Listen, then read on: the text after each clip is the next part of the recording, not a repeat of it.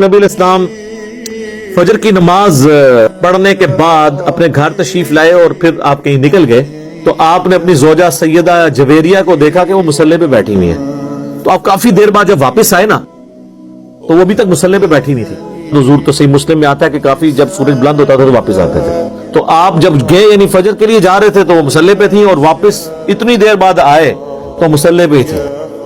آپ میں تم صبح کی بیٹھی ہوئی ہے مصلی پہ اور میں نے آنے کے بعد 3 کلمات 4 کلمات 3 دفعہ کہے ہیں اور مجھے اس سے زیادہ ثواب مل گیا جو تم صبح سے بیٹھی ہوئی ہو. سبحان اللہ و بحمدہ عدد خلقہ ورضا نفسہ وزنۃ عرشہ ومداد کلماتہ.